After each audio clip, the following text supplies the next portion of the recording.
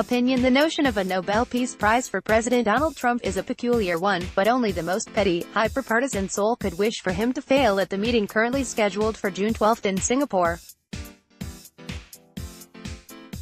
A lot is at stake. Events are moving quickly, but at this writing both the meeting itself and its chances for a successful outcome appear to be in jeopardy.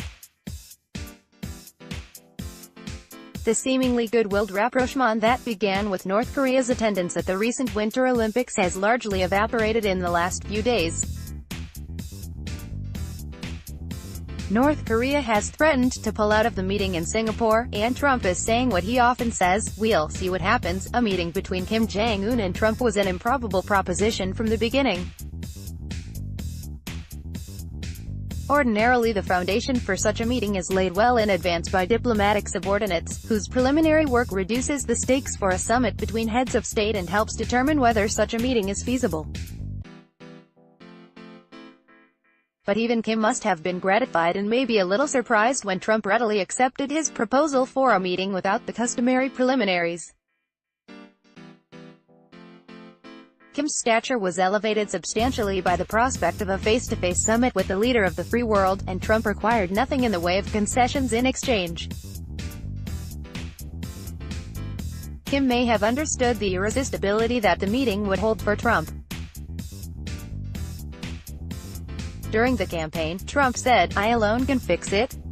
He sees himself as the ultimate charmingly hard-nosed negotiator and dealmaker, and the chance to brush aside the ineffective dilly-dallying of his predecessors and solve the problem head-to-head, once and for all, must have been enormously tempting. But it was never going to be that easy. "I'm not an expert on North Korea or nuclear weapons, and the chances are very good that you aren't either. Nevertheless, it doesn't take an expert to predict that Kim will not be willing to give up his nuclear arsenal, which is the one thing that gives him credibility and international leverage. Without it, North Korea would be an inconsequential backwater." So Trump accepted the meeting while entertaining an objective, the complete denuclearization of North Korea, whose achievement is highly unlikely, certainly in one high-stakes meeting. In the meantime, Trump gave Kim considerable credit for releasing 3 Americans who had been held hostage by North Korea. He said that Kim really was excellent to these 3 incredible people. Little notice was taken of the 200,000 political prisoners who North Korea currently retains under inhumane conditions that include subjection to torture. Or of the fact that national leaders who are willing to assassinate their own relatives to maintain their political power are unlikely to become compliant, peace-loving humanitarians overnight. Nevertheless, Kim has managed to take control of the situation.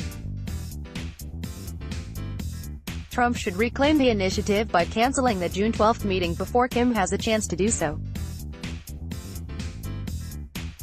He should then move to put the process back on the customary diplomatic track with meetings among subordinates about stakes that begin at a considerably lower level.